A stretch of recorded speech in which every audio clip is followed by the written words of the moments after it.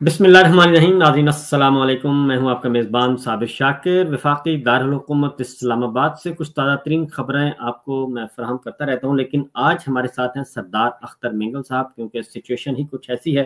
कि पाकिस्तान इस वक्त मुसीबत में घिरा हुआ है और ख़ास तौर पे बलूचिस्तान जो है वहाँ पे बहुत ज़्यादा अपसेट चल रहा है। कल एक अंधुनाक वाक़ा भी पेश आया। इस सारी सूरत हाल में सरदार अख्तर मेंगल साहब से बेहतर कोई और शख्सियत हो नहीं सकती थी मेरे नज़दीक, कि जिनसे सारी सूरत हाल मालूम की जाए और मामला कहाँ ख़राब है और इसका हल क्या है, और ये सारे सूरत हाल का हम जायज़ा लेंगे। अस्सलाम वालेकुम सर। वालेकुम साहब। सी पैक का जी दो दरवाजे हैं सरदार साहब। एक है गिलगित बल्तिस्तान, वहां पे भी अनरेस्ट है, और दूसरा दरवाजा है ग्वादर सी पैक बलूचिस्तान, वहां पे भी अनरेस्ट है। तो मैं सुन रहा था मुनीर अकरम साहब को, हमारे जो मुस्तकिल मंदूब हैं, उन्होंने एक हफ्ता पहले अक़वाम मुत्तहिदा की सलामती कौंसिल में बात की। उन्होंने कहा जी कि BLA से सी पैक को शदीद खतरा है और ये सबोटाज करना चाहते हैं, और मजीद ब्रिगेड का नाम लिया और इस तरह की एक गुफ्तगू वहाँ पे उन्होंने स्पीच की। उसके ठीक 4-5 दिन के बाद ये जाफर एक्सप्रेस वाला वाक़या हो जाता है, सानिया हो जाता है, और वो उसमें मैंने देखा कि जो डिमांड्स आई और वो सोशल मीडिया के ज़रिए भी, उसमें भी उन्होंने वही बातें की कि सी पैक को बंद किया जाए, चाइना यहाँ से निकले और हम चाइना के साथ भी लड़ेंगे, पाकिस्तान के साथ भी लड़ेंगे, तो हम किसी को भी बलूचिस्तान की सरजमीन पे कब्जा नहीं करने देंगे, ना ही ग्वादर और ना ही सी पैक। तो ये इस चीज को आप कैसे देखते हैं? इसको सी पैक के साथ भी अब इस इंसर्जेंसी को लिंक किया जा रहा है। देखिए साबिर भाई, सिर्फ एक सीपैक नहीं, जिससे जो है ना बलूचिस्तान की लोगों में जो है एहसास महरूमी या बगावत ने जो है जन्म लिया। रोज अव्वल से हम आज सीपैक की बात कर रहे हैं, कल सुई गैस था, संदक था, और जिस वक्त सीपैक की बुनियाद रखी नहीं गई थी, जनरल मुशर्रफ का दौर था, हमने यही डिमांड रही थी कि हम हर उस तरक्की के ख्वाहें जिस तरक्की का समर बलूचिस्तान के लोगों को मिले, हम हर उस तरक्की की हिमायती हैं जिसका फायदा बलूचिस्तान के नौजवानों को रोजगार की शक्ल में मिले। लेकिन आप मुझे बताएं, जब सीपैक के, जिसको कहते हैं कि जी $65 बिलियन जो आए हैं, वो खर्च कहाँ हुए? नाम तो सीपैक था ना। अगर ग्वादर को, बलूचिस्तान को सीपैक से निकाल दें तो सीपैक की अहमियत ही नहीं रहती। अगर वो बलूचिस्तान का साहिल न होता ग्वादर की शक्ल में, तो सीपैक के लिए एक टेडी पैसा भी आपको कोई देने के लिए तैयार नहीं था। इसकी बदौलत आपको सब कुछ मिला। लेकिन उन 65 बिलियन में से 1 बिलियन तक भी बलूचिस्तान के लिए खर्च नहीं किया गया। वो ग्वादर, जिसकी आज भी बिजली जो है आपकी ईरान से आती है, और पीने का पानी वहां के लोगों को मैसर नहीं है। ड्रेनेज का सिस्टम वहां पर आप लोगों ने अभी तक इंट्रोड्यूस नहीं कराया। अभी तक भी ग्वादर के वो बासी जो है ना, वो स्टोन एज की वो जो है जिंदगियां गुजार रहे हैं। तो जब आप की अपनी उन हरकतों से, आपके उन अज़ाइम से, हमने ये तजुर्बा हासिल कर लिया था कि सीपैक बनेगा, या तो हमारे नाम पर लोगों से चंदे वसूल किए जाएंगे, इमदादें वसूल की जाएंगी, लेकिन हमें फिर एक कॉलोनी से निकालकर कहीं दूसरी कॉलोनी, और चाइना की तो ये आपकी तारीख रही है, जब कहीं वो इन्वेस्टमेंट करता है, आपकी श्रीलंका की मिसाल आपके सामने है, जब आप उसको रिटर्न नहीं कर सकेंगे तो वो खित्ता जो है उसके कंट्रोल में रहेगा, वो उस पर काबिज रहेगा। तो हम पाकिस्तानी फौज की गुलामी से निकलकर चाइना की गुलामी में हरगिज नहीं जाना चाहते थे। तो इसकी निशानदेही हमने रोज अव्वल से कही कि अगर आप सिर्फ बलूचिस्तान को तरक्की देना चाहते हैं तो इसकी तरक्की का समर बलूचिस्तान के लोगों को मिलना चाहिए। आप मुझे बताएं, सीपैक के नाम पर यहां तक कि ग्वादर पोर्ट अथॉरिटी में जो मुलाजमीन हैं, उनका ताल्लुक भी किसी और सूबे से है। चाइना में जो स्कॉलरशिप के लिए स्टूडेंट्स गए हैं, उसमें हजारों की तादाद में है। उसमें से मुझे बताएं कि उसमें बलूचिस्तान के लोगों की परसेंटेज कितनी है? क्या ये अच्छा नहीं होता? आज वो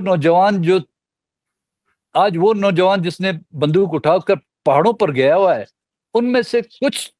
आप اسکالرشپ پر ان کو چائنا بھجواتے، کسی اور ملک بھجواتے تعلیم حاصل کرنے کے لیے، جب ان کے لیے آپ نے اسلام آباد کے تعلیمی ادارے، پنجاب کے تعلیمی اداروں کے دروازے جب بند کر دیے، ان کے اپنے انسٹیٹیوشن بلوچستان یونیورسٹی میں جب ان کے لیے اپنے تعلیمی ادارے اور سیاست کرنے کے دروازے بند کر لیے، تو ظاہر انہوں نے تو ہتھیار اٹھائے ہیں۔ اور سی پیک جو ہے، میں سمجھتا ہوں سی پیک نام بلوچستان کا ہے، لیکن ہم نے روز اول سے کہا کہ سی پیک کے نام پر بلوچستان کے بالخصوص گوادر کے لوگوں کو اقلیت میں تبدیل کرنے کی ایک کوشش ہے، جس کو سامنے رکھتے ہوئے آج وہ جو ملیٹنٹس ہیں وہ ڈیمانڈ کر رہے ہیں چاہے چائنا بھی آیا تو ہم اقلیت میں تبدیل ہو جائیں گے، ہم پر ایک اور ایک ریچھ کے بجائے ایک اور ہاتھی جو ہے ہم پر قابض ہو جائے گا۔ اور اگر امپلائمنٹ کا یا ترقی کا اسی طرح وہ سلسلہ رہا تو گوادر کے لوگ کل پھر شاید کسی اور صوبے کے لوگ کو منتخب کریں، وہ اقلیت میں تبدیل ہو جائیں گے۔ اچھا سر، یہ آپ نے کافی ڈیٹیل کے ساتھ یہ بات کی ہے۔ اور بھی پروجیکٹ ہیں، سوئی گیس کا تو مجھے پتہ ہے اچھی طرح کہ گیس بلوچستان میں نہیں دی گئی اور باقی پورے ملک میں ہوئی، یہ تو ہم نے خود بھی وٹنس کیا۔ ایک اور بھی پروجیکٹ وہاں پہ ہے، یہ ذرا میں ناظرین کے لیے کہ پتہ ہونا چاہیے، ایک سینڈک بھی ہے، اور وہاں سے جو کچھ معدنیات اور جو آ رہی ہے انکم، اس میں بلوچستان کو حصہ مل رہا ہے، بلوچستان کی گورنمنٹ کی انوالومنٹ ہے اس میں جی جو لاسٹ مجھے ہم نے وہ کیا تھا 2% تھا اس میں سے بلوچستان۔ سر بھائی اس میں بھی آپ دیکھیں، جہاں پر بھی آپ آج کل نہیں بلکہ جہاں پہ منرلز ہوں گے، ہم صرف کاپر پر فوکس کر رہے ہیں کہ جی سینڈک میں کاپر تھا، ریکوڈیک میں کاپر ہے، کاپر کے ساتھ ساتھ گولڈ بھی ہے، گولڈ ہے، اور جی ہمیشہ جہاں پہ کاپر ہوگا اس میں آپ کو گولڈ کی بھی کچھ وہ پرسنٹیج ملیں گے، سلور کے بھی، چاندی کے بھی ملیں گی۔ اور اس کے علاوہ جو آج کل جس کی بڑی ڈیمانڈ ہے اس کو کہتے ہیں ریئر ارتھ میٹیریل، جو آج کی ٹیکنالوجی میں چاہے آپ کی نیٹ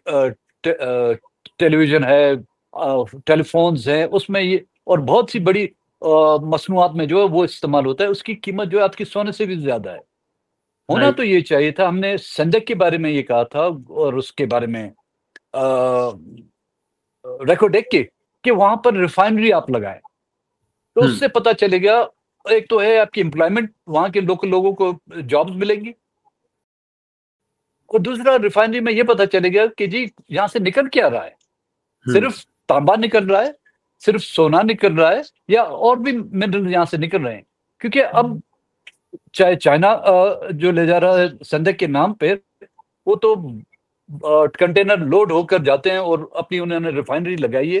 ہمیں صرف اس میں تانبے کا، سونے کا، چاندی کا جو ہے ہمیں رپورٹ ملتی ہے کہ اتنا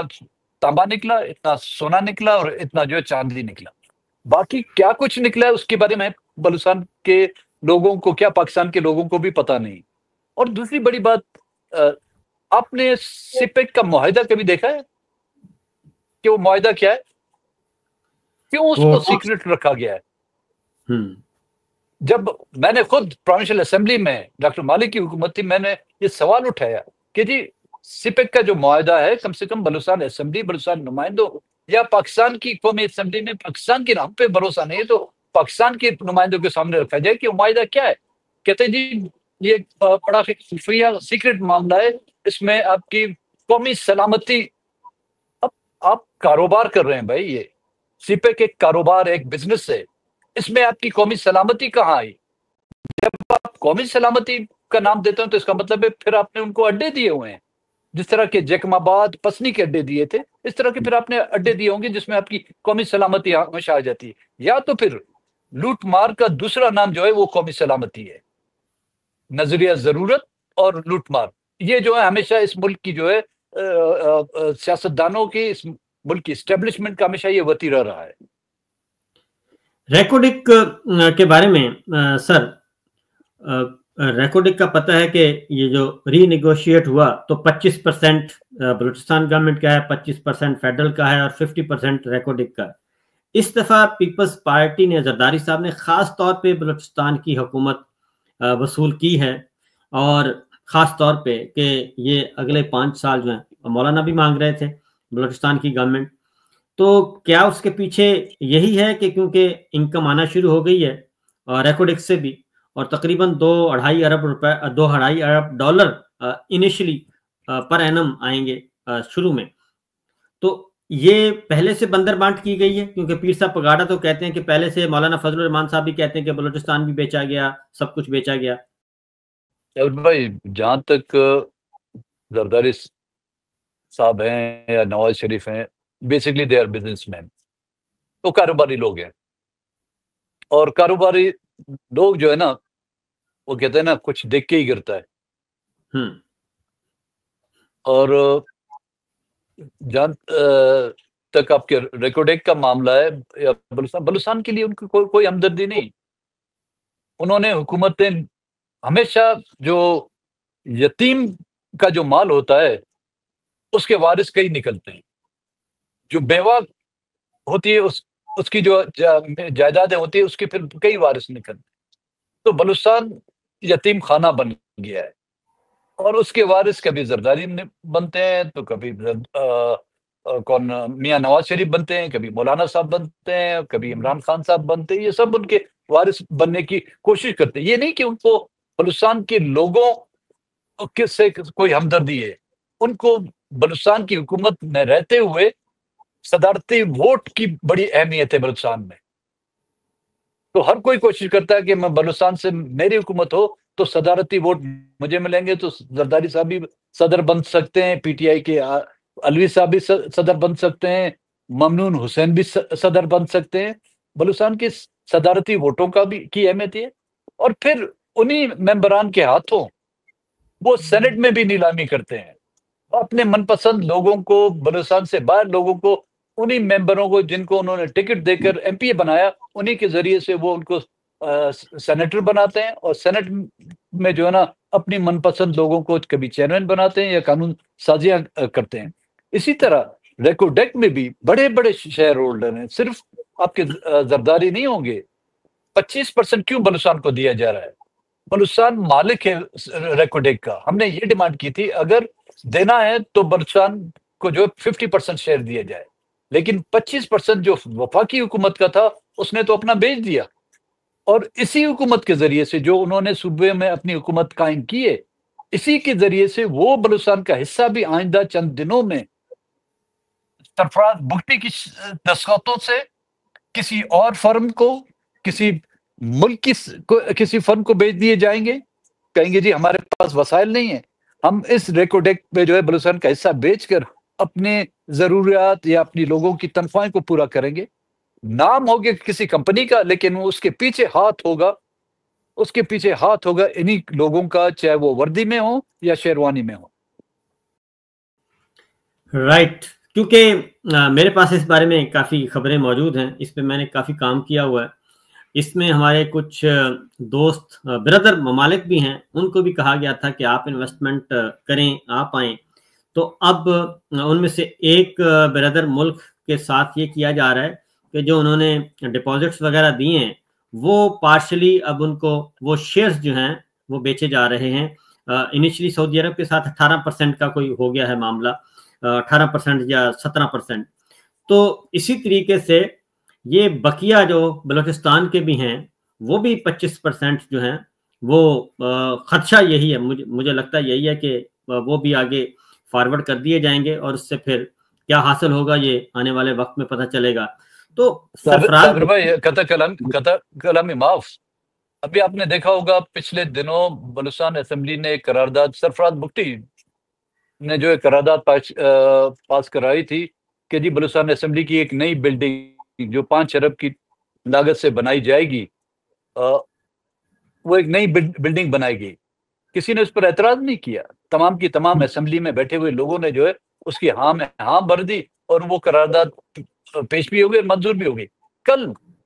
اسی اسمبلی سے ایک قرارداد پیش کی جاتی ہے کہ جی ریکوڈیک میں بلوچستان کا چاہے 25% کا 25 یا اس میں سے 20% یا 15% ہم اپنے اخراجات کو پورا کرنے کے لیے، ایم پی ایس کو فنڈ دینے کے لیے، بلوچستان کی ترقی کے لیے، لوگوں کی تنخواہوں کے لیے، کیونکہ فیڈرل ہمیں نہیں دے رہی ہے، ہم اس کو بیچنا چاہتے ہیں تو آپ کیا سمجھتے ہیں وہ قرارداد منظور نہیں ہوگی؟ اس طرح کے بالکل جب ہو لوگ جائے گی۔ لائے جائیں گے تو اس طرح کے لوگ جب حکومتیں لائی جائے گی، اس طرح کی جب اسمبلیاں بنانے کا مقصد ہی یہ ہوتا ہے بلوچستان میں کہ بلوچستان کے جو جائز حقوق ہیں ان پر خاموشی اختیار کی جائے اور بلوچستان کے وسائل کو انہی کے ہاتھوں سے نیلام کیا جائے اور یہ کہا جائے کہ دیکھیں جی یہ تو بلوچستان اسمبلی نے کیا ہے، یہ تو بلوچستان اسمبلی کی قرارداد تھی، ہم کیا کر سکتے ہیں؟ ہاں یہی کیونکہ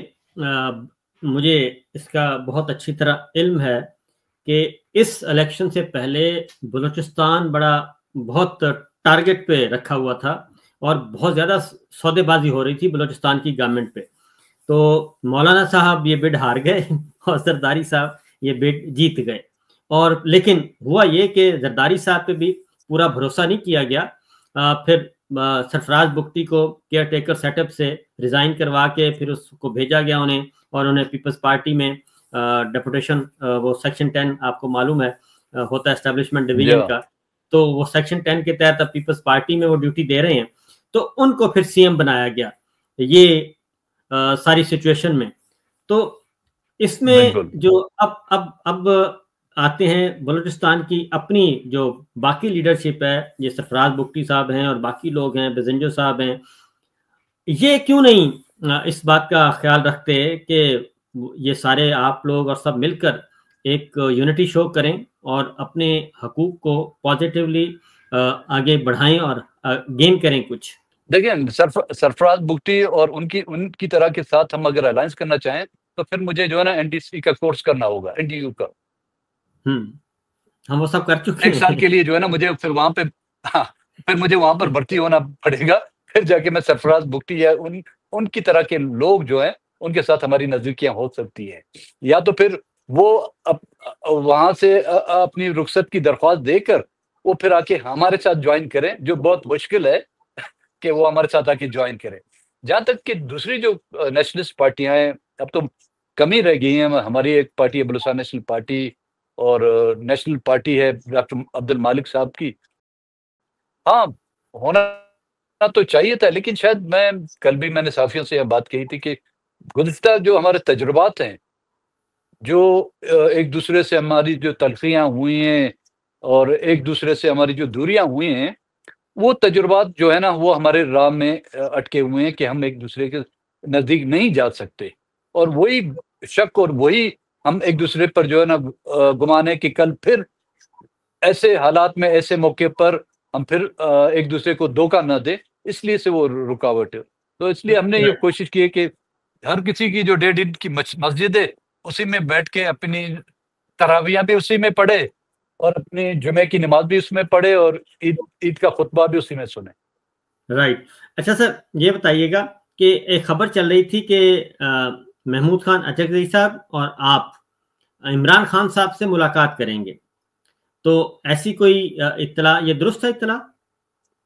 جی، کل مجھ سے پی ٹی آئی کے دوستوں نے کال کیا تھا کہ ہم عمران خان سے ملیں گے تو یہ ہم تجویز دیں۔ میں نے بولا تجویز تو دیں،